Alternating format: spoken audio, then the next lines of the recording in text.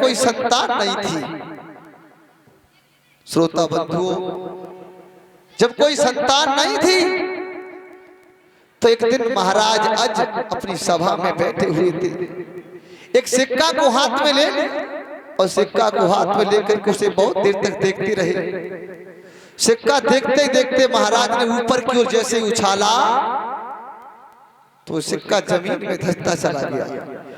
जमीन में जब वो सुराग बनाता चला गया तो ये दृश्य देख के अज घबराने लगे कि ये क्या है।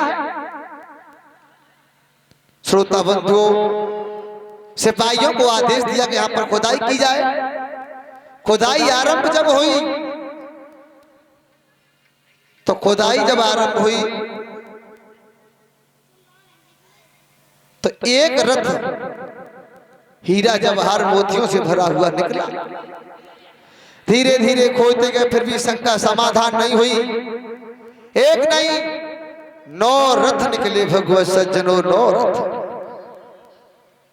9 रथ जब निकले श्रोता बंधुओं, 10वां रथ भी उत्पन्न हुआ। उसी रथ पर बैठ करके एक छोटा सा बच्चा नगीन अवस्था में हाथ में तलवार लिए हुए खड़ा है। तो अज बड़ा प्रसन्न हुए कि मेरे संतान नहीं, हम संतान वाले हो। ये दृश्य देखने के बाद ज्योतिषियों ने ब्राह्मणों को बुलवाया, बड़ी खुशी हुई। तो बच्चे का नाम रख दिया दशरथ। दशरथ धीरे धीरे सयाने हो गए तो वहां के राजा चुने गए। ये सप्तभेदी राजा थे, सप्त पर बाण मार दिया करते थे दशरथ। दशरथ के घर में 3 रानियां थी।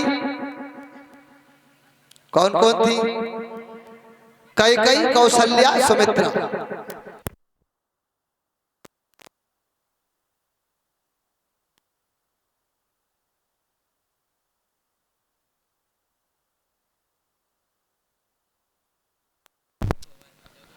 ध्यान रखना भगवत सज्जनों, श्रोता बंधुओं, जगदीश रामायण के अनुसार तो प्रमाण ये मिलता है कि घर में 760 रानियां थी, लेकिन 3 रानियों का दर्जा ऊंचा था।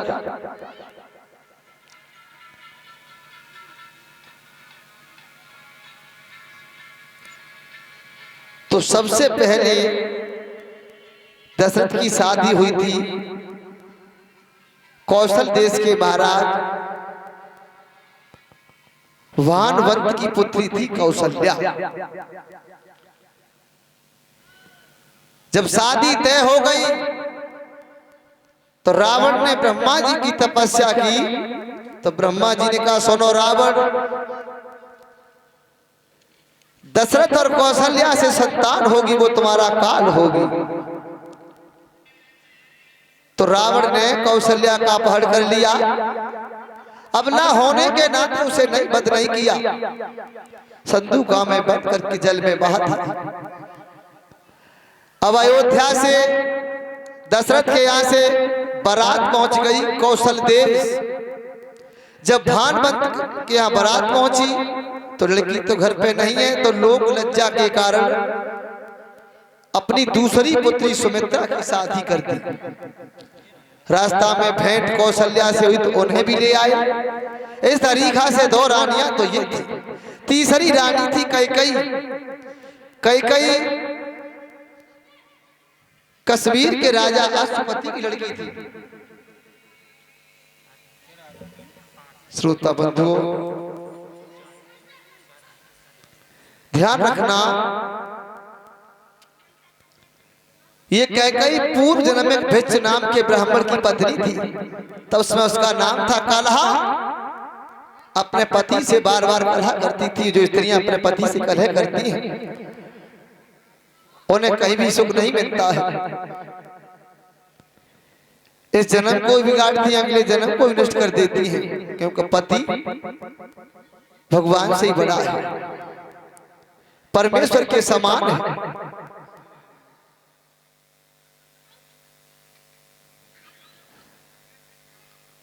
महात्मा तुलसीदास जी लिखते हैं कि सादर सासु ससुर पति पूजा और इससे बढ़ के धर्म न दूजा। तो इस तरीका से बार बार लड़ती तो दुखी होकर के वैश्य नाम के ब्राह्मण ने अपनी दूसरी शादी कर ली। सौतिया दाह के कारण ये जहर खा के मर गई। 4 जन्म तक अलोगति भटकती रही। 5वें जन्म में ये कैकेयी बनी। तो कैकेयी बहुत सुंदर थी। दशरथ कैकेयी के स्वरूप को निहार करके पागल हो गए और अश्वपति से कहने लगे कि महाराज तुम अपनी बेटी की शादी मेरे साथ कर दो। तो अश्वपति ने मना कर दिया, हम तो नहीं करेंगे। बोले क्यों? कैसे लिए नहीं करेंगे? तुम्हारे घर में 2 रानियां पहले से मौजूद हैं, इसलिए शादी हम नहीं करेंगे। और शादी करते भी अगर तो मेरी बेटी के पुत्र को क्या मिलेगा? तब उस समय दशरथ ने ये वचन दिया कि महाराज चाहे मेरे कितने भी संतान हो जाएं, लेकिन अयोध्या का राजा तुम्हारी बेटी का ही बेटा बनेगा। भगवान सज्जनों जिसमें ये शब्द कहे तब तुमने देखा होगा भगवान श्री राम का जिसमें राज तिलक हुआ तो भरत और शत्रुघ्न को नहीं बुलाया था। इस तरीका से 3 रानियां ये थी, घर में आराम से रहने लगे। काफी दिन हो गए, संतान नहीं हुई। कुछ दिन के बाद सुमित्रा के गर्भ से एक संतान हुई जिसका नाम लड़की थी शांता पड़ा। और शांता को राजा रोमपाद ने गोद ले लिया और विभांडक मुनि के पुत्र श्रृंगी ऋषि से शादी कर दी। श्रृंगी ऋषि से शादी जब कर दी, ये श्रृंगी ऋषि विभांडक मुनि के पुत्र थे, हिरणी से पैदा थे, इनके सर पे एक सींग था। रावण ने ये सुना, फिर तपस्या की और वरदान मांगा कि दशरथ से कोई संतान भी न हो। तो फिर दशरथ से कोई संतान हो ही नहीं। कब तक नहीं हुई? तब तक नहीं हुई जब भगवान श्री राम का जन्म हुआ। उसमें दशरथ की उम्र 60,000 वर्ष की थी। भगवत सज्जनों, संतान जब नहीं हुई तो बड़े दुखी रहने लगे। सुखदेव जी समझा रहे राजन परीक्षित, संसार के जितने भी जीव रहने वाले हैं सुखी तो कोई दिखाई देता नहीं है। कोई किसी बात से दुखी, कोई किसी बात से दुखी, कोई न कोई दुखी है।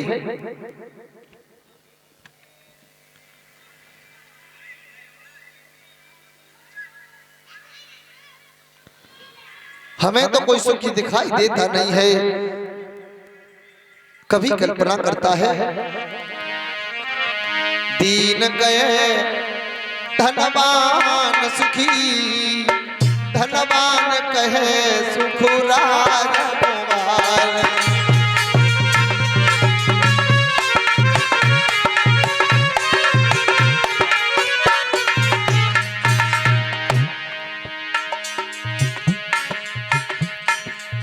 राजा गए महाराज सुखी, महाराज कहे सुख इंद्र कुमारी।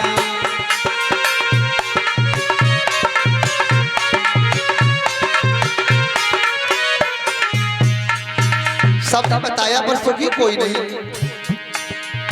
इंद्र गए सुखी त्रिपुरारी, त्रिपुरारी कहे सुख ब्रह्म कुमारी।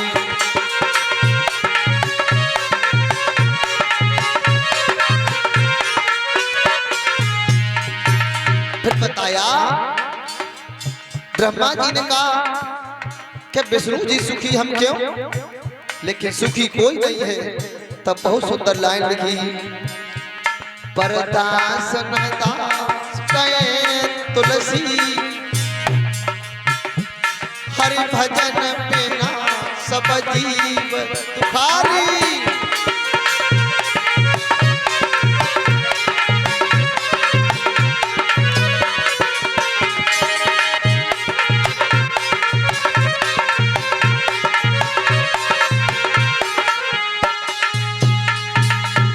हमें तो को सुखी कोई दिखाई देता ही नहीं है। बहुत सुंदर लाइन लिखी, परदासन दास कहे तुलसी, हरे भजन बिना सब जीव दुखारी। भगवान के बिना भजन के सब जीव दुखी है। बोलिए सिया राम महाराज की। सज्जनों, बड़े दुखी रहने लगे, बहुत दुखी। लेकिन एक बार दशरथ बहुत दुखी हुए। ऐसा तुलसीदास ने बताया रामचरितमानस में, देखो कि एक बार चिंता हुई। एक बार चिंता क्यों भाई, बार बार चिंता क्यों नहीं हुई?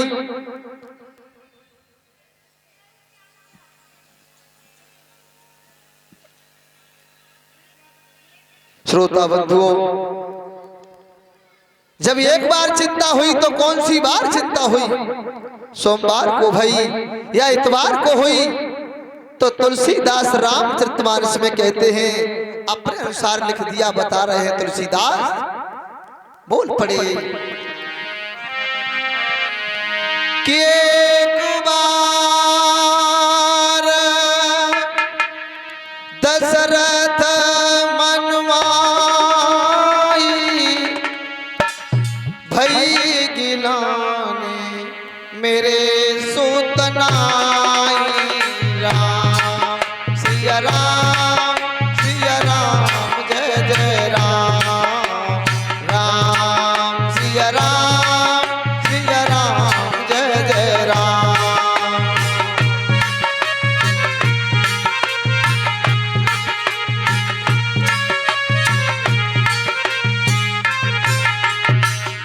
एक बार चिंता हुई, बार बार चिंता क्यों नहीं हुई? तुलसीदास लिख रहे हैं, एक बार दशरथ मन माही, एक बार दशरथ मन माही, एक बार दशरथ मन माही, भैया गिलाने मेरे सूतनाई।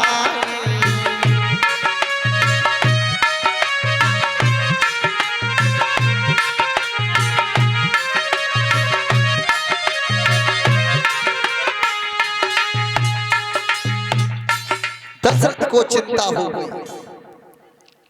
कब हुई चिंता? कि महाराज दशरथ एक बार जंगल में शिकार खेलने के लिए